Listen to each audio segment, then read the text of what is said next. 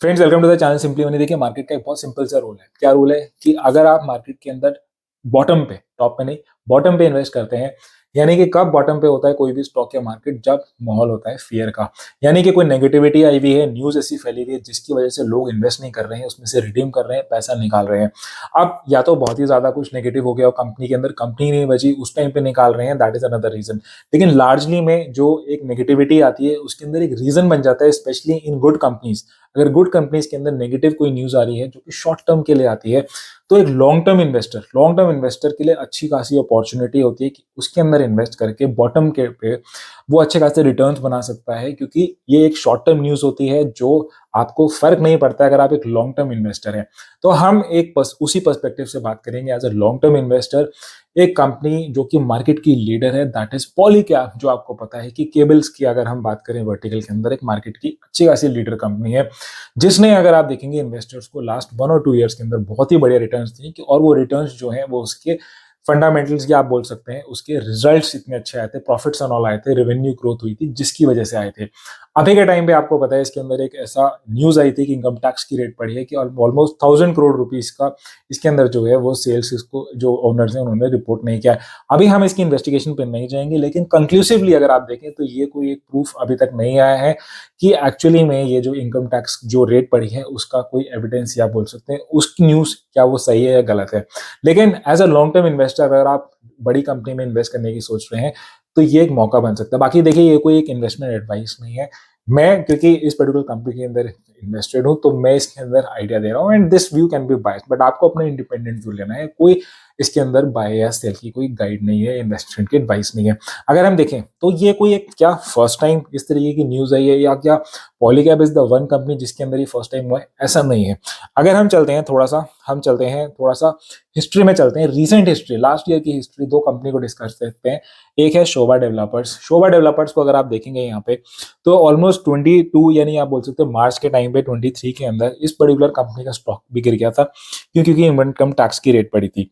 अगर आप यहाँ पे चार्ट देखते हैं तो देखेंगे जो न्यूज है ऑलमोस्ट 22 मार्च के अराउंड की न्यूज थी, तो जहां पे कंपनी का स्टॉक ऑलमोस्ट 519 था, वो ऑलमोस्ट 452, यानी कि अच्छा खासा डाउनफॉल आया था। लेकिन आप देखिए लॉन्ग टर्म के अंदर अगर आप देखते हैं तो स्टॉक ने बढ़िया खासा रिकवर कर लिया था।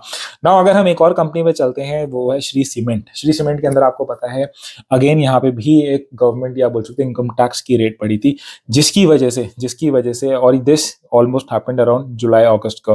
ना अगर हम श्री सीमेंट्स का भी ग्राफ देखते हैं हम इसके अंदर लास्ट 1 ईयर का, तो अगर आप देखेंगे जुलाई के अंदर जो है इसके अंदर सिग्निफिकेंटली जो है एक फॉल आया था, आप यहाँ से देख सकते हैं।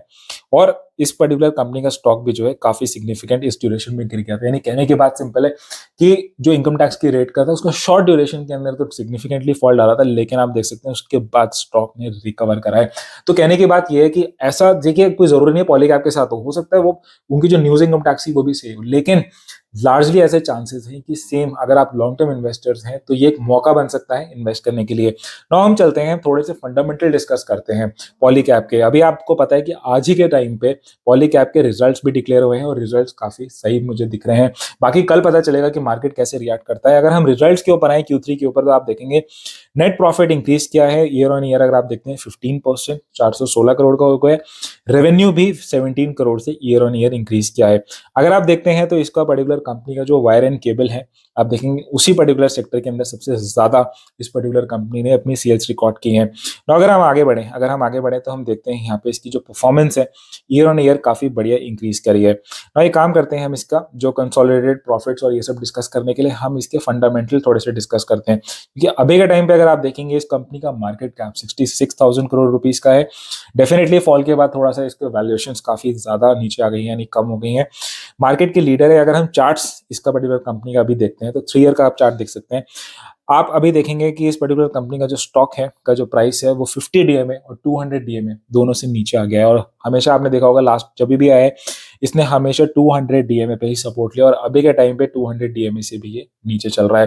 तो this can be an opportunity. Now हम एक काम करते हैं, इसके प्रॉफिट्स एंड लॉस डिस्कस करते हैं।